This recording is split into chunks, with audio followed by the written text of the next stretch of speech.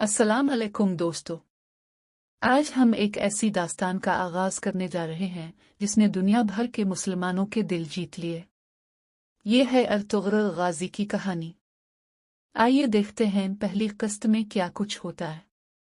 कहानी का आगाज का कबीले से होता है जो गुर्बत और मुश्किलात का शिकार है।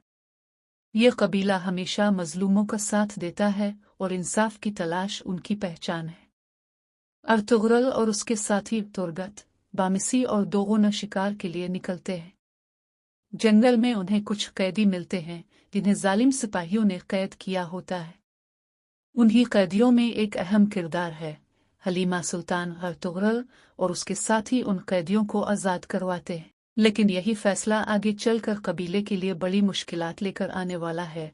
दूसरी तरफ कबीले का सरदार और अर्तुगरुल का वालिद सुलेमान शाह कबीले के मुस्तकबिल और अमन की फिक्र में मुब्तला है।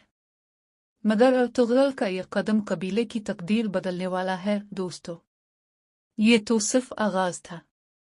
पहली किस्त में ही हमें दिखा दिया गया कि अर्तुगरुल सिर्फ तलवार के जोर पर नहीं बल्कि इंसाफ और ईमानदारी के जज्बे से भी लड़ता है। अगली किस्त में हम देखेंगे कि इस फैसले के बाद कबीले को किन मुश्किलात का सामना करना पड़ता है। अगर आप चाहते हैं कि मैं किस्त नंबर 2 का भी खुलासा बनाऊं तो वीडियो को लाइक और चैनल को सब्सक्राइब करना ना भूलें।